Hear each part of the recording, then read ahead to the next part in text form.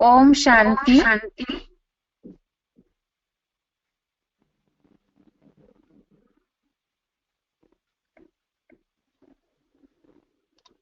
भगवत गीता श्लोक क्लास में आज का श्लोक है चौथे अध्याय का 7वां श्लोक, अध्याय 4, श्लोक नंबर 7। श्लोक है यदा यदा हि धर्मस्य ग्लानिर्भवति भारत अभ्युत्थानम् अधर्मस्य तदात्मानं सृजाम्यहम्। श्लोक दोबारा, यदा यदा हि धर्मस्य ग्लानिर्भवति भारत अभ्युत्थानम् अधर्मस्य तदात्मानं सृजाम्यहम्। संधि विच्छेद है यदा यदा हि धर्मस्य ग्लानिः भवति भारत अभ्युत्थानम् अधर्मस्य तदा आत्मानं सृजामि अहम्। संधि विच्छेद दोबारा, यदा यदा हि धर्मस्य ग्लानिः भवति भारत अभ्युत्थानम् अधर्मस्य तदा आत्मानं सृजामि अहम्। शब्दों का अर्थ है भारत अर्थात हे भरतवंशी, यदा यदा अर्थात जब जब, धर्मस्य अर्थात धर्म की, ग्लानि अर्थात ग्लानि, अधर्मस्य अर्थात अधर्म की, अभ्युत्थानम् अर्थात रिद्धि, भवति अर्थात होती है, तदा अर्थात तब, ही अर्थात ही, अहम अर्थात मैं, आत्मानम अर्थात स्वयं, सृजामि अर्थात जन्म लेता हूँ। शब्दों का अर्थ दोबारा, भारत अर्थात हे भरतवंशी, यदा यदा अर्थात जब जब, धर्मस्य अर्थात धर्म की, ग्लानि अर्थात ग्लानि, अधर्मस्य अर्थात अधर्म की, अभ्युत्थानम् अर्थात वृद्धि, भवति अर्थात होती है, तदा अर्थात तब, ही अर्थात ही, अहम अर्थात मैं, आत्मानम अर्थात स्वयं, सृजामि अर्थात जन्म लेता हूँ। श्लोक का अर्थ है हे भरतवंशी, जब जब धर्म की ग्लानि, अधर्म की रिद्धि होती है, तब ही मैं स्वयं जन्म लेता हूँ। यहाँ पे चौथे अध्याय में तो परमात्मा के कार्य का परिचय दिया जा रहा है। जैसे कल के श्लोक में बताया कि मैं अपने प्रकृति को अधीन करके प्रबल आत्मशक्ति से जन्म लेता हूँ। परमात्मा तो अजन्मा अगर्भ है, इसलिए और जन्म मरण के चक्र में नहीं आते, तो इस सृष्टि पर कार्य कैसे करते हैं उसके बारे में कल के श्लोक में बताया था कि वो प्रकृति को अधीन करके आत्म शक्ति से प्रवेश तुम के अनुसार जन्म लेता हूं, अर्थात प्रवेश करके कार्य करते हैं। और आज के श्लोक में उस कार्य का उद्देश्य क्या है, इस धरती पर समय और कार्य का उद्देश्य क्या है भगवान का, उसे बताया है कि जब जब धर्म की ग्लानि और अधर्म की वृद्धि होती है तभी मैं स्वयं जन्म लेता हूं। तो यह कार्य की ओर संकेत दिया है, परमात्मा के कार्य की बात बताई कि जब भी धर्म की ग्लानि होती है और अधर्म की वृद्धि बढ़ोतरी होती है तो मैं स्वयं ही जन्म लेता हूं। अभी यहाँ धर्म की ग्लानि अर्थात क्या, उसके लिए क्लैरिफिकेशन दिया हुआ है। वो क्लैरिफिकेशन वाला अर्थ भी देखते हैं। हे भरतवंशी, जब जब तामसी कलयुगांत होते होते सनातन सद्धर्म की और धर्म पिता की घोर ग्लानि और मन वचन कर्म से हिंसक इस्लाम क्रिश्चियन आदि अधर्म या विधर्म की वृद्धि या नास्तिकता होती है, तब ही गीता में उल्लेखित 18वें अध्याय का 66वां श्लोक, अध्याय 18 श्लोक नंबर 66 में सर्व धर्मान परित्यज्य अनुसार सब विधर्मियों अधर्मियों का मैं स्वयं शिव तामसी बने अर्जुन या आदम हीरो पात्र में प्रत्यक्षता रूपी दिव्य जन्म लेता हूं। यह सबसे पहले धर्म की ग्लानि का उल्लेख आया है और धर्म ग्लानि के लिए बताया कि तामसी कलयुग के अंत होते होते सनातन धर्म की सद्धर्म की, जो सत्य धर्म है, सनातन पुराना धर्म है, तो तामसी कलयुग होने के बाद कलयुग के अंत में इस सनातन सत्य धर्म की और धर्म पिता की भी घोर ग्लानि होती है। और अधर्म या विधर्म की बढ़ोतरी के लिए वृद्धि जो होती है उसके लिए बताया कि मन वचन कर्म से हिंसा करने वाले ऐसे जो अधर्म है या विपरीत धर्म है, जिनमें धारणा ही नहीं रहती है या विपरीत धारणाएं हैं, उनकी वृद्धि होती है या तो उनमें नास्तिकता आ जाती है। ऐसे जो नास्तिकता फैली हुई है, ऐसे समय में ही परमात्मा सर्वधर्मान परित्यज्य अनुसार, तो गीता में इस बात का जो उल्लेख है सर्वधर्मों को त्यागने की बात, जो रेफरेंस के लिए नीचे श्लोक लिखा हुआ है,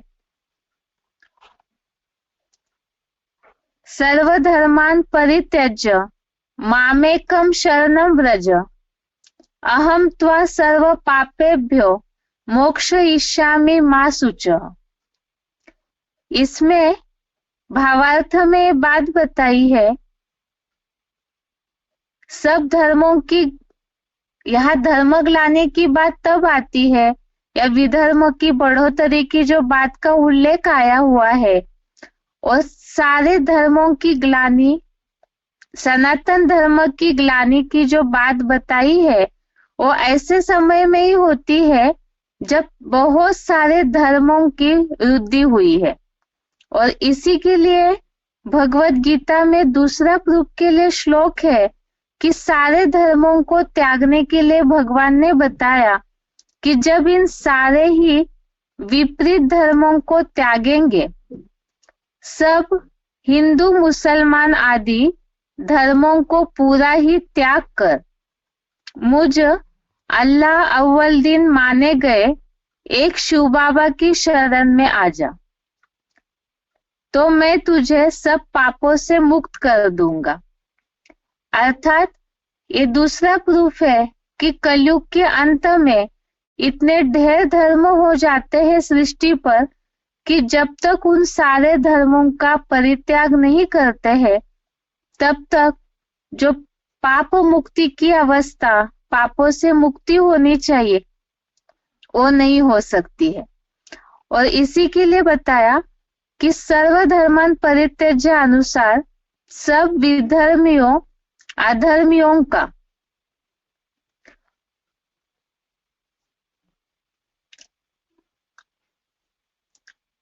मैं स्वयं शिव तामसी बने अर्जुन या आदम हीरो पात्र में प्रत्यक्षता रूपी दिव्य जन्म लेता हूं।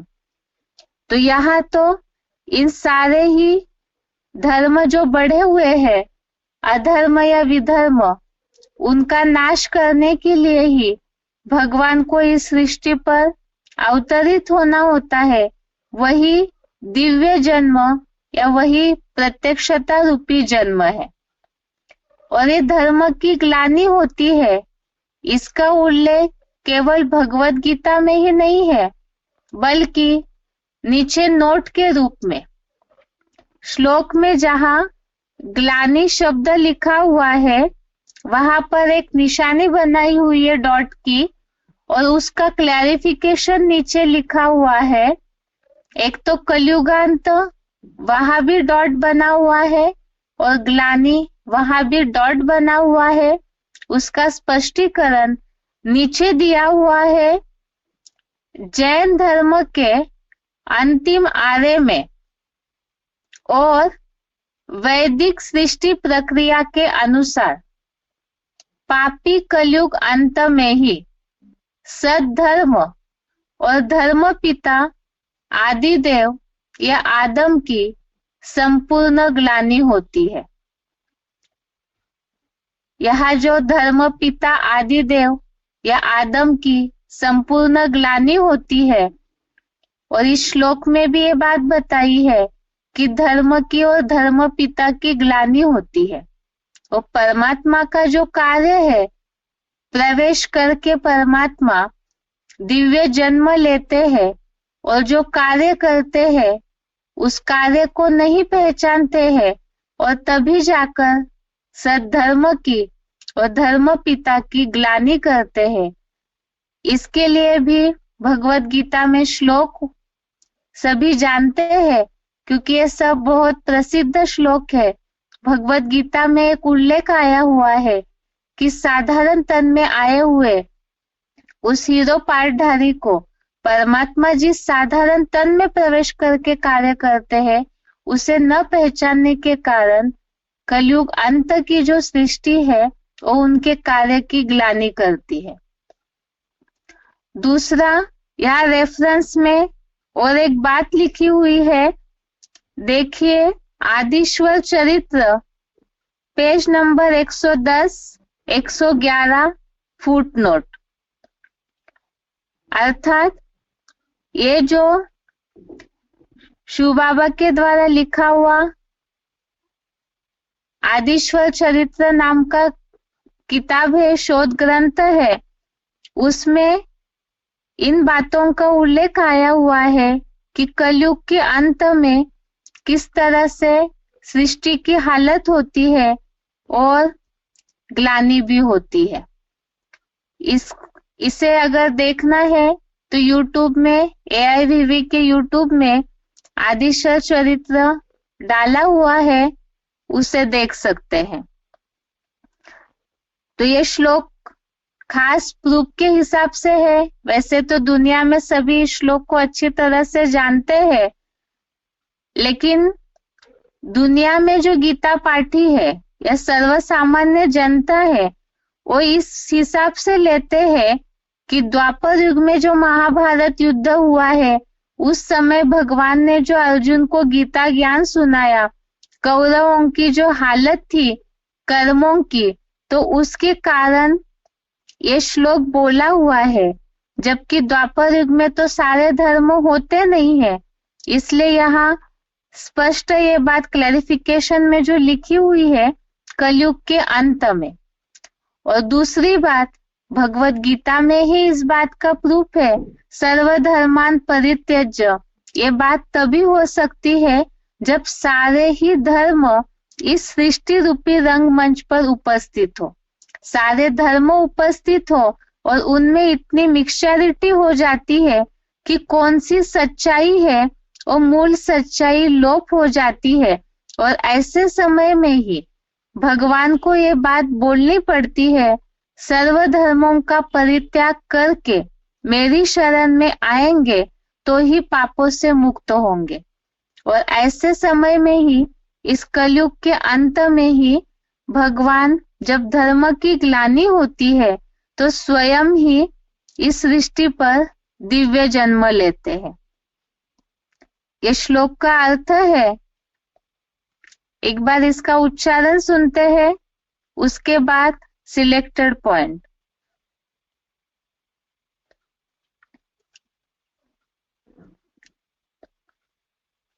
इसके साथ जो नीचे आदिश्वर चरित्र का उल्लेख पेज नंबर 110, 111 का लिखा हुआ था, वो भी डिस्प्ले में दिख रहा होगा जिनके पास स्मार्टफोन है।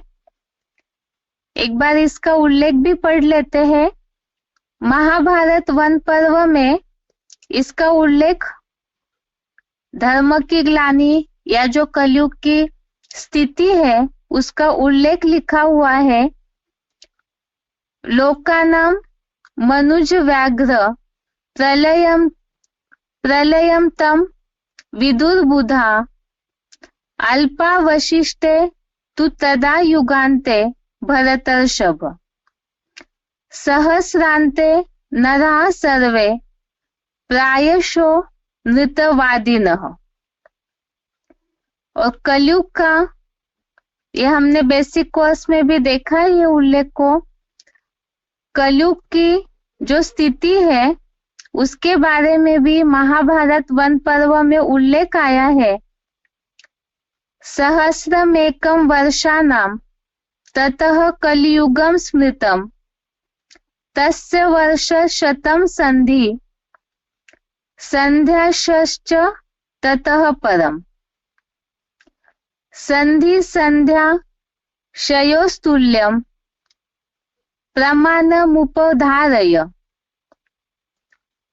तो इसमें जो कलयुग का उल्लेख आया हुआ है, जो हरिवंश पुराण का भी हमने उल्लेख देखा था कि क्रूर कलयुग जो है अपनी 200 वर्षों की संध्या के साथ, इस तरह जो उल्लेख आया हुआ है, तो यहाँ भी कलयुग के वर्षों का उल्लेख दिया हुआ है।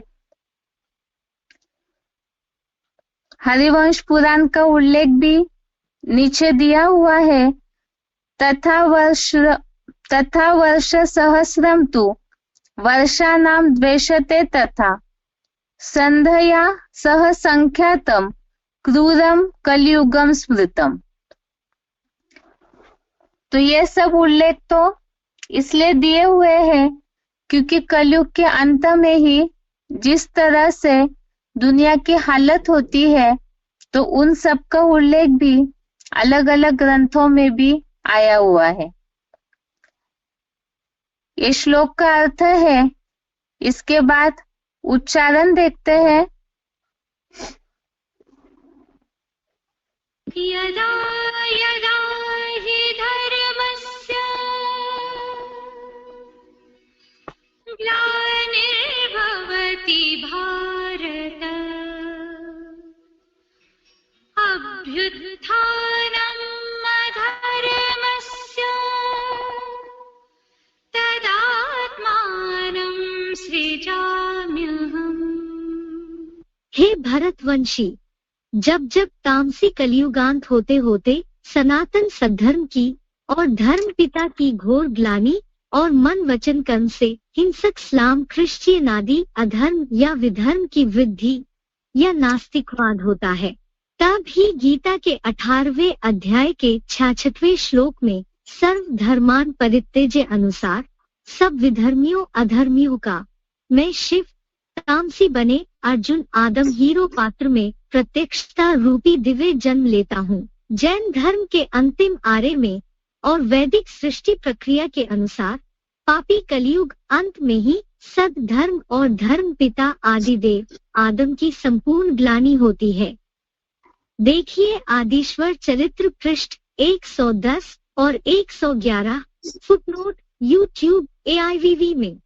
इसके अलावा महाभारत वन पर 188वें अध्याय का 25, 26, 29, 30वां श्लोक, भागवत पुराण 12-2-31 और हरिवंश पुराण 2-8-14 में 1225 यदा यदा हि धर्मस्य ग्लानिर्भवति भारत अभ्युत्थानम् अधर्मस्य तदात्मानं सृजाम्यहम्।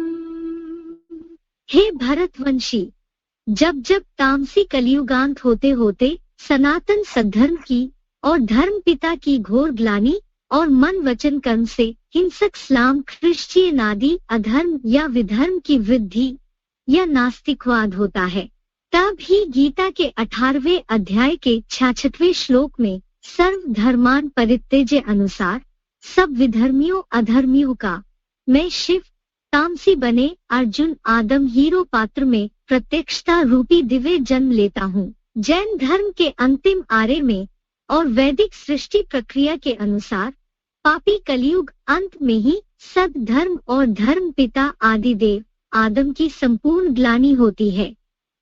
देखिए आदिश्वर चरित्र पृष्ठ 110 और 111 फुटनोट YouTube AIVV में।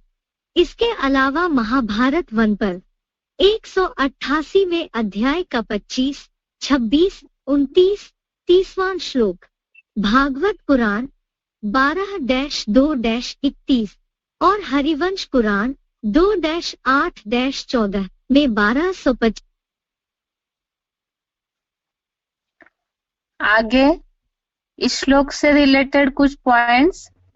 पहला है गीता क्लैरिफिकेशन MP3।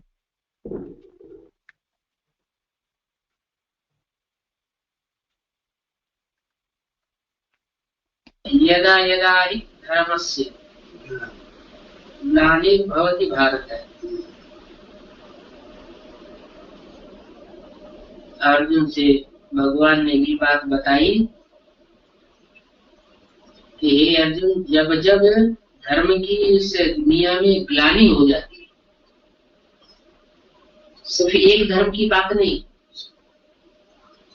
जो भी धर्म संस्थापक आए और उन्होंने जो भी धर्म फैलाए हैं, वो सारे धर्म तामसी स्टेज में पहुंच जाते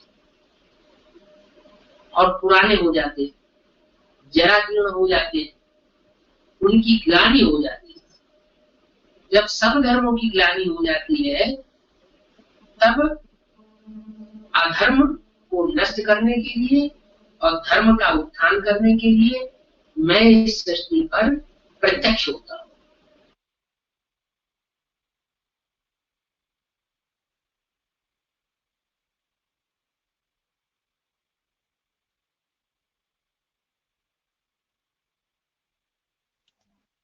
आगे है VCD नंबर 1245, VCD नंबर 1245।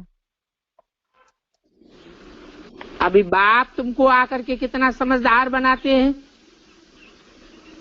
कि तुम ही पूज्य थे और तुम ही अब पुजारी बने हो। ऐसे नहीं कि मैं कोई पूज्य और पुजारी बनता हूं, न तो मैं पूज्य बनता हूं और न मैं पुजारी बनता हूं। हे बच्चे, मैं एक ही बार आता हूं।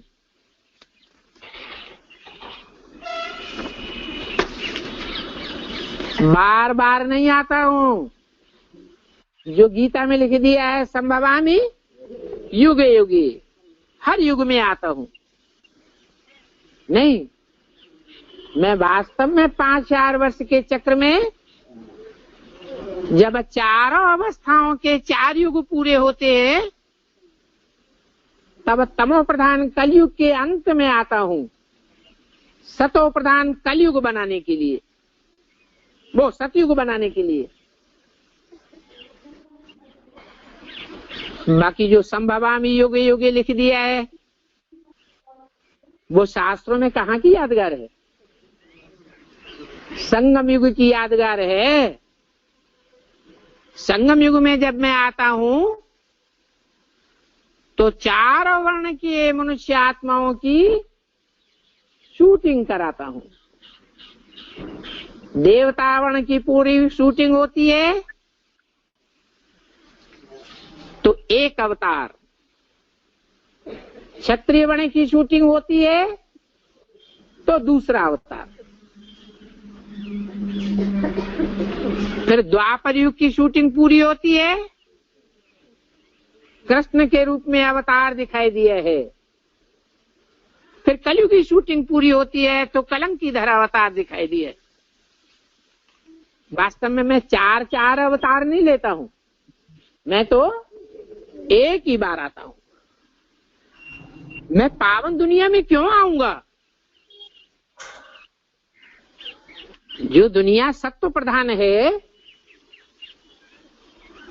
सुखदायी दुनिया है, उसमें मुझे आने की क्या दरकार है? वहां तो कोई को काल खाता भी नहीं है, काल वहां आ ही नहीं सकता। बाप तो कालों का काल है। जब इस दुनिया में चारों ओर काल मंडराता है,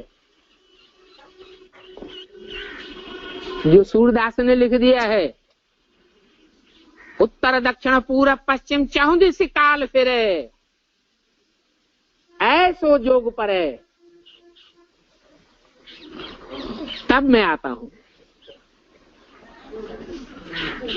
तो मुझे सतयुग में आने की दरकार नहीं है।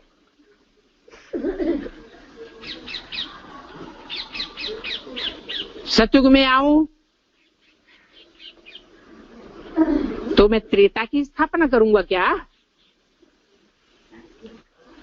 द्वापर में आऊं तो क्या कलयुग की स्थापना करूंगा क्या? मैं तो आता ही हूं कलयुग के अंत में, तामसी दुनिया को सत्व प्रधान दुनिया बनाने के लिए।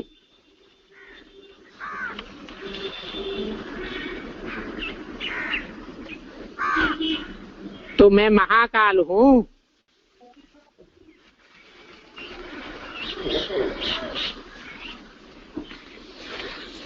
सतयुग में तो काल आता ही नहीं है, स्वेच्छा से शरीर छोड़ते हैं। उसको नहीं कहेंगे कि काल ने खाया। यहां तो आकर काल सभी आत्माओं को ले जाता है। वहां सतयुग में तो तुम खुशी खुशी से जाते हो। अभी भी तुम बच्चे कहते हो कि बाबा हम तो खुशी से चलने के लिए तैयार हैं, हम आपके साथ खुशी खुशी चलेंगे। तब तो आपको बुलाया है, आपको इस पतित दुनिया से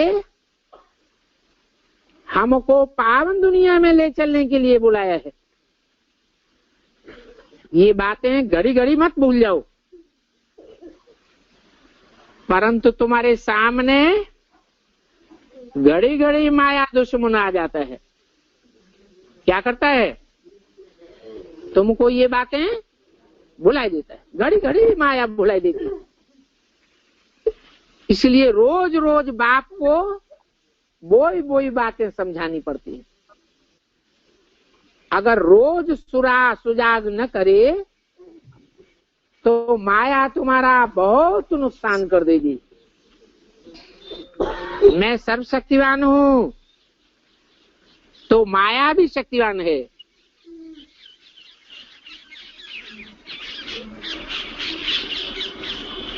माया का राज्य भी आधा कल्प चलता है।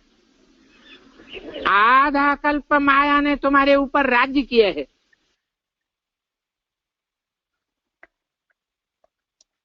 आगे का general selected point number 18, general selected point number 18। Shiv तो सिर्फ कलयुग के अंत में एक ही बार आकर के जन्म लेता है। एक ही बार जन्म लेकर के एक बार में ही कलयुगी पाप की दुनिया, झूठ की दुनिया को पलट करके पुण्य आत्माओं देवताओं की दुनिया, सचखंड सतयुग स्थापन करके जाता है। और मनुष्य गुरुओं ने तो बुद्धि को घोटाले में डाल दिया। उन्होंने उल्टी पढ़ाई पढ़ा दी। सतयुग में भगवान आता है हिरण्यकश्यप को मारने के लिए। अरे वहां तो 16 कला संपूर्ण सतयुग होता है, सत्य ही सत्य होता है। वहां क्यों आएगा? त्रेता में राम के रूप में आया। अरे राम का राज्य में कितना गायन था, कितना अच्छा था, सुखी ही सुख था। राम राज्य में कोई दुखी नहीं था। वहां रावण कहां से आ गया?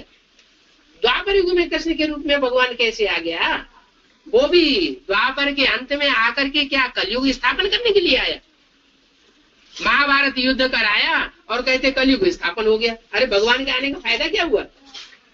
नहीं, ये सब वितंडावाद है।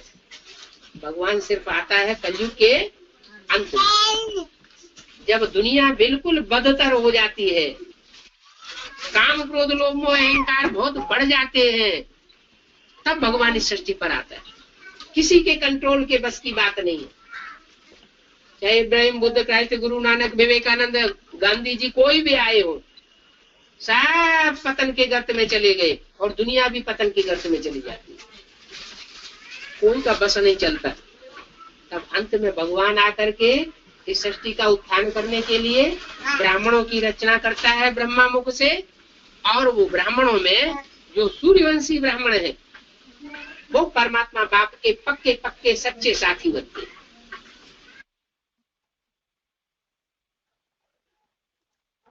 आगे का पॉइंट है 2282, VCD नंबर 2282। आत्मा सूक्ष्म ज्योति बिंदु बिना शरीर के कोई काम नहीं कर सकती।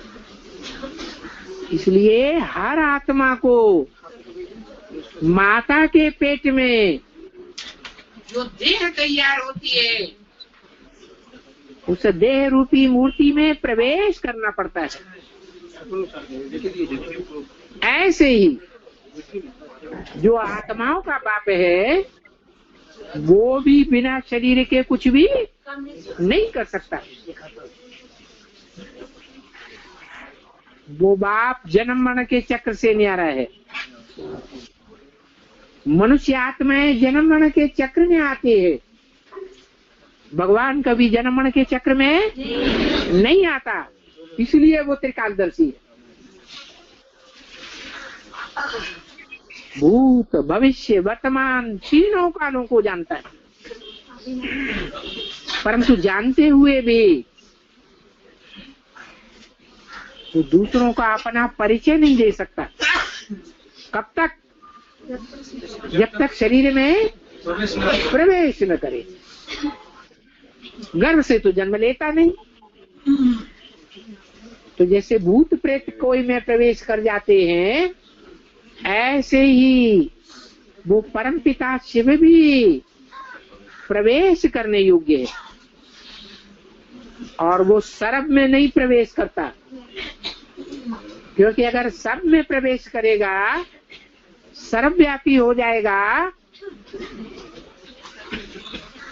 तो अनेकों को याद करना पड़ेगा या एक को याद करना पड़े?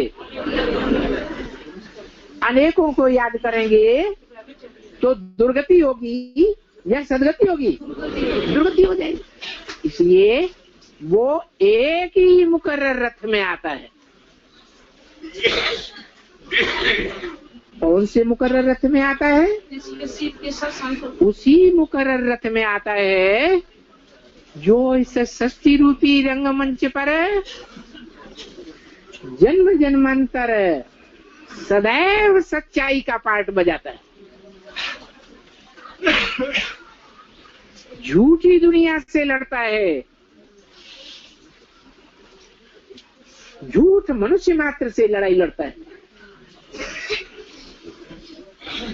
भले सारी दुनिया झूठ एक तरफ हो जाए तो भी वो लड़ता ही रहता है, हार नहीं मानता। ऐसे एक मुकर्रर रथ में प्रवेश करता है। उसकी हिस्ट्री है,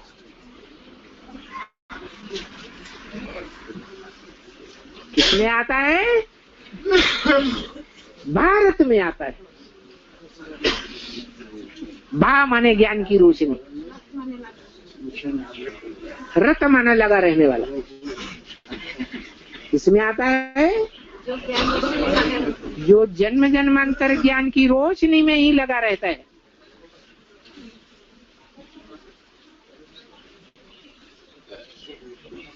चाहे व्यास के रूप में,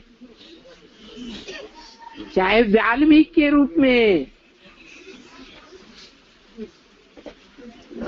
चाहे तुलसीदास के रूप में, ये तो ज्ञान की बात हो गई। परंतु प्रैक्टिकल जीवन में भी सच्चे कर्म करके दिखाता है या झूठा कर्म करता है? मनुष्य जीवन में सत्य कर्म हिंसा है या अहिंसा है? अहिंसा। परंतु अहिंसा भी कायरों की होनी चाहिए या वीरों की होनी चाहिए? अहिंसा में तो महात्मा बुद्ध का बौद्ध धर्म भी है। उन्होंने कैसी अहिंसा सिखाई है? ऐसी अहिंसा सिखाई कि जब विदेशियों ने भारत में आक्रमण किए तो हाथ खड़े कर दिए, उनसे लड़ाई नहीं लड़ी, अपने बीवी बाल बच्चों को उनको सौंप दिया। अब बताओ, दुश्मन से तो हिंसा नहीं की, अपने बीवी बाल बच्चों पर हिंसा की है या नहीं की? है? हिंसा की। वो आत्माएं जिनको दूसरों के अधीन कर दिया, जन्म जन्मांतर के लिए अधीन हो गई, वो आत्माएं दुखी होंगी या सुखी होंगी? हैं? दुखी होंगी। तो हिंसा हुई ना। तो भारत वाली आत्मा क्या करती है? ऐसी बौद्धियों वाली अहिंसा पालन करती है या वीरों वाली अहिंसा पालन करती है? दुष्टों को दंड देना है और जो महात्मा जन है, श्रेष्ठ आत्माएं हैं, देवात्माएं हैं, उनका संवर्धन करना है।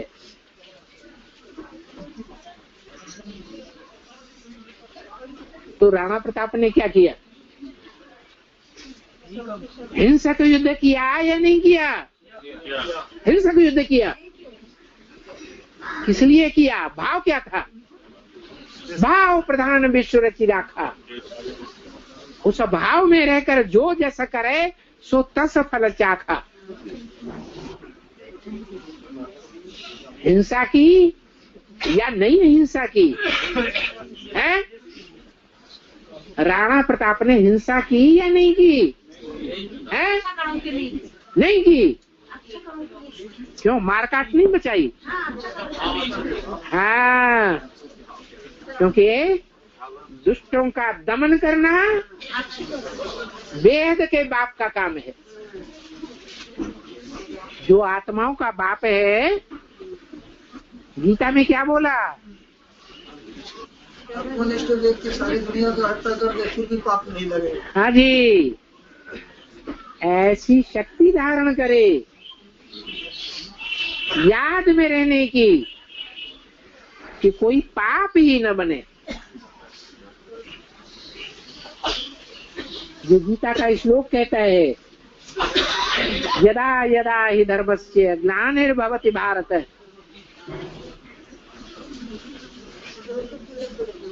धर्म का उत्थान करने के लिए, अधर्म का विनाश करने के लिए,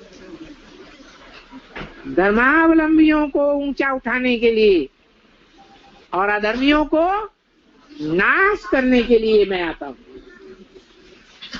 तो आत्माओं के बाप का ये काम है, तो बच्चों का क्या काम होना चाहिए?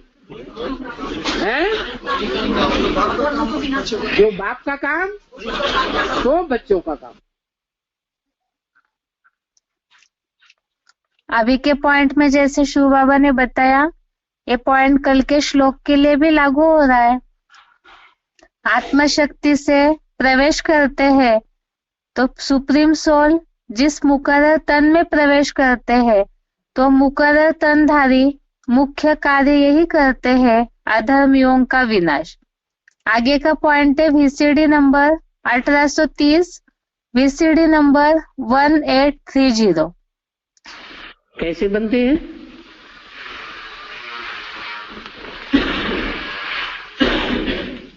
अद्वैत से बनते हैं देवता और द्वैत से बनते हैं दैत्य अर्थात राक्षस।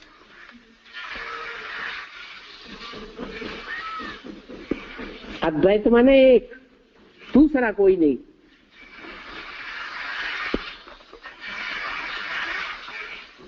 इसलिए बोला सर्वधर्मान परित्यज्य, और सब धर्मों को छोड़ दे, माम एकम शरणम व्रज, मुझे एक की शरण में आ जा। दूसरे की शरण में जाएगा, दूसरे की बात मानेगा तो द्वैतवादी हो जाएगा, द्वापर में जाकर के जन्म मिलेगा दैत्यों की दुनिया में। वो सिर्फ सुख नहीं देते हैं, वो दैत्य सुख कम और दुख ज्यादा देते। तो द्वैतवादी युग कहा जाता है द्वापर युग, जहां दो दो धर्म होते हैं, दो दो राज्य होते हैं, दो दो कुल होते हैं, दो दो मतें होती है, 2 से 4, 4 से 8 मत भिन्नता बढ़ती जाती है और दुनिया में लड़ाई झगड़े बढ़ जाते हैं।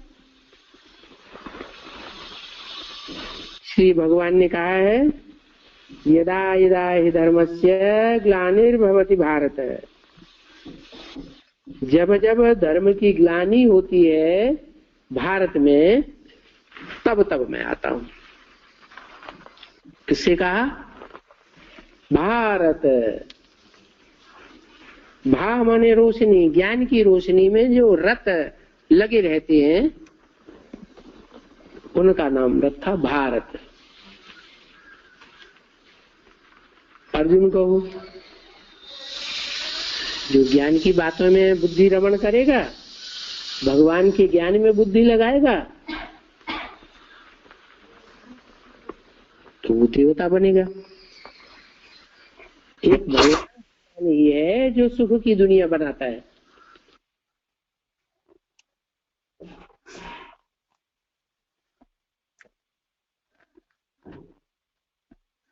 आगे मुरलियों में भी इस श्लोक से रिलेटेड कुछ पॉइंट्स हैं। मुरली तारीख 14 अप्रैल 1967, मुरली डेट 14 अप्रैल 1967।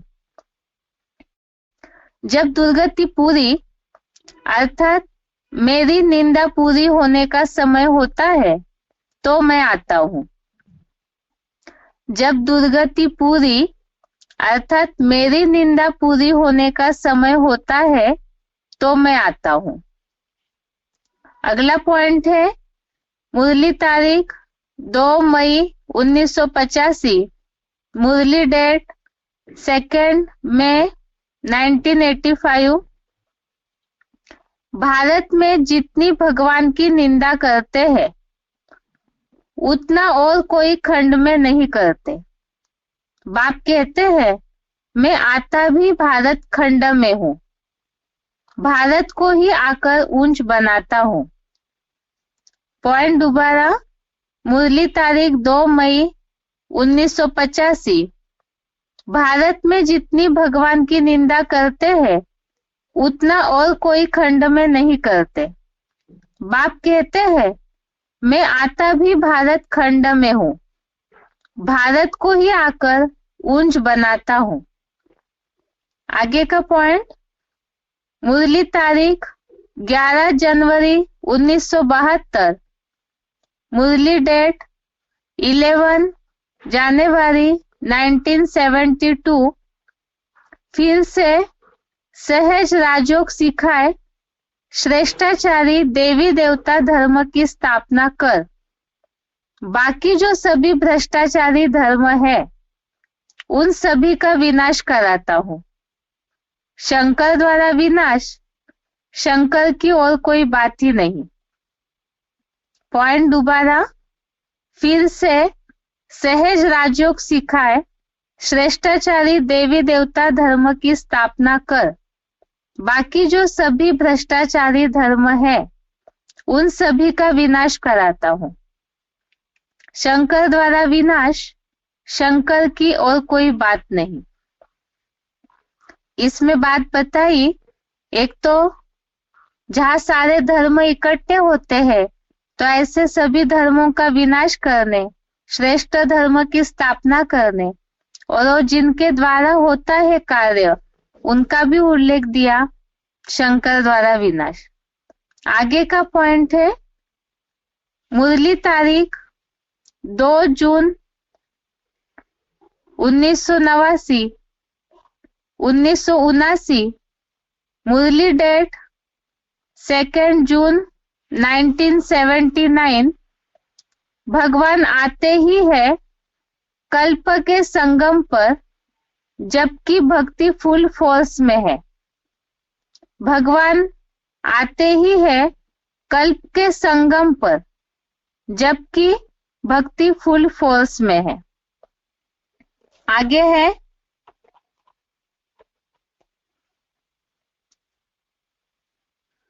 आगे का पॉइंट, मुरली तारीख 29 नवंबर 1988, मुरली तारीख 29 नवंबर 1988। फिर से आकर गीता का ज्ञान सुनाओ क्योंकि पाप बहुत बढ़ गए।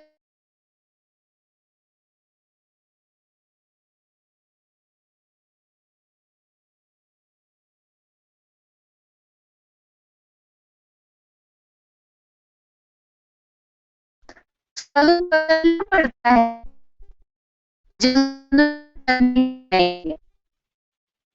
पॉइंट दोबारा, 19 1988 का ज्ञान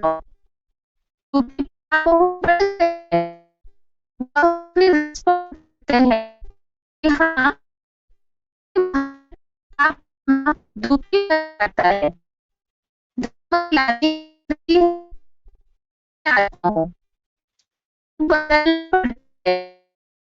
मनुष्य नहीं आए।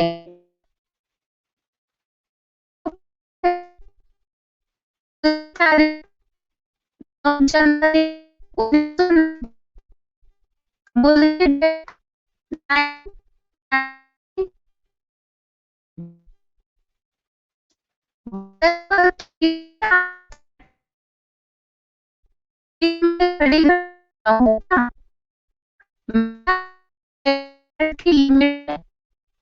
जब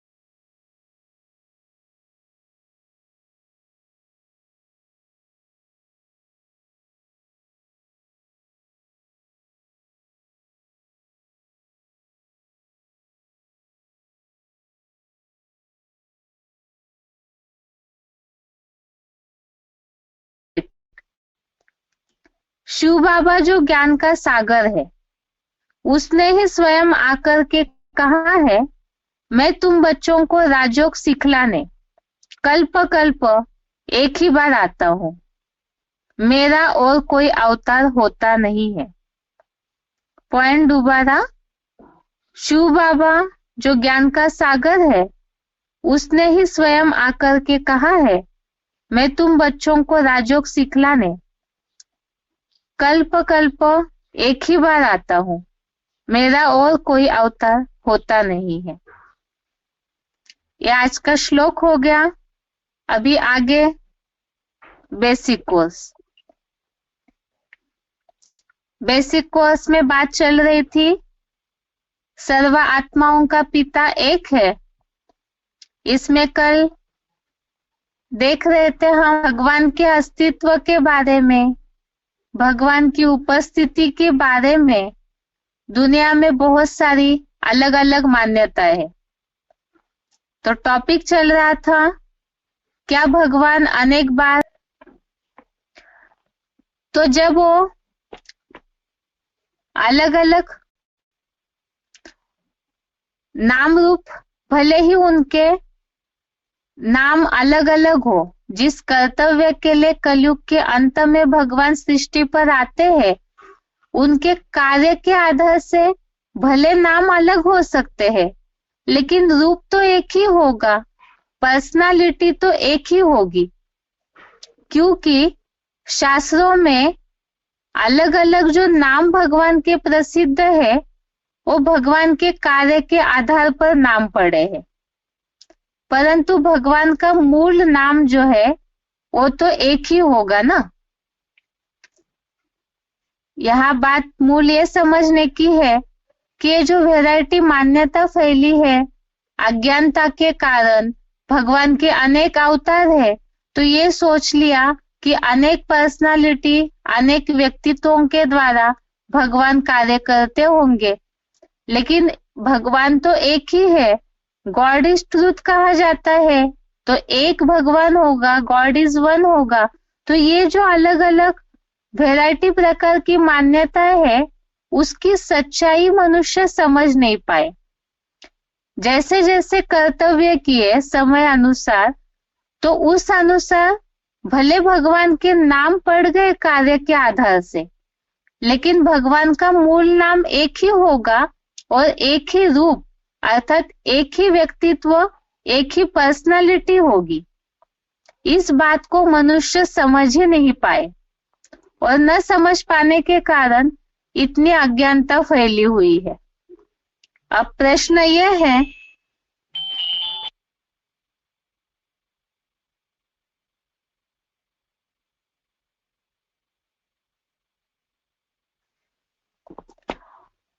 अब बात यह है फिर